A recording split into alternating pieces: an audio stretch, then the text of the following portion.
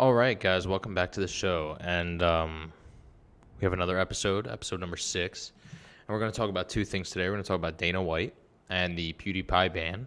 So the first thing that we're going to talk about is Dana White and his deal with ESPN. Now, what does this entail?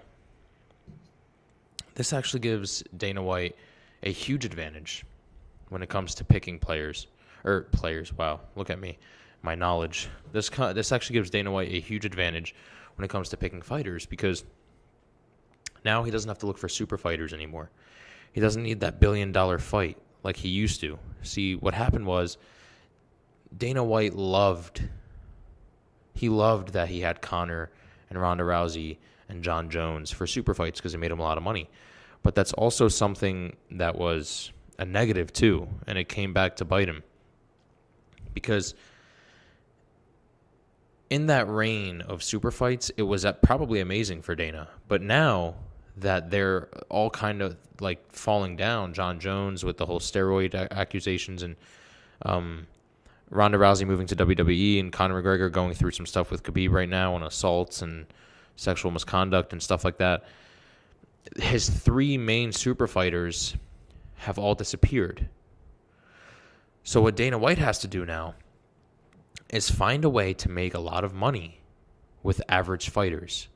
So the era of super fights is now gone because with ESPN signing him, he gets a set salary. It's a stagnant salary. It's a deal. So now he can pick whatever fighter he wants. He can get a kangaroo to fight with a hippo, and it doesn't even matter because he's going to make the same exact money. The same amount of money. So really it doesn't sound that bad in my perspective because he realized that there was a downfall and there wasn't a cushion for him to land on anymore because these super fighters and the super fights are slowly dispersing or disappearing. So now this is a huge cushion for Dana White, and this gives him a lot of leeway. And this gives him a lot of flexibility to do whatever he wants and find new fighters to give them opportunities instead of continuously relying on the same three people to give these massive fights. It's interesting. I like to see what's going to happen. Second story we're going to talk about today is the PewdiePie Petition. There's been a petition set out for PewdiePie to be removed off of the internet.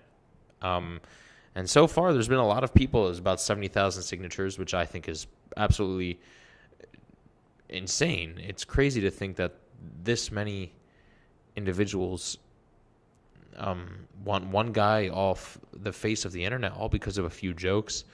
Now, I have pretty thick skin, and the jokes I say or that I have said are probably worse than what PewdiePie said. I have a really weird sense of humor, and honestly, it's just crazy for people to get this offended over words. I mean, the guy didn't even do anything to get removed off the internet. What did he do? It's crazy. It's not like he stabbed somebody or like put up a video of him like punching his own mother in the face or something. He just said a few jokes.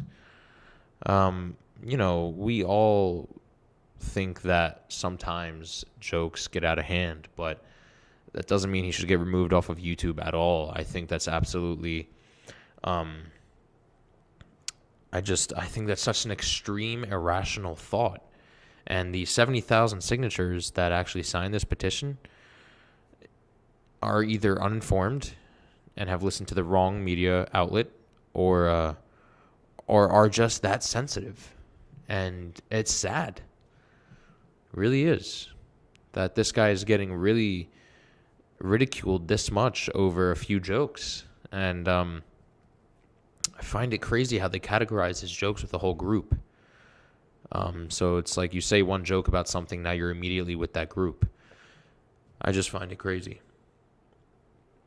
Give me your thoughts and opinions on these two stories I just talked about in episode numero 6. But anyway, I'll see you guys later. Thanks for keeping up with the Kardashians.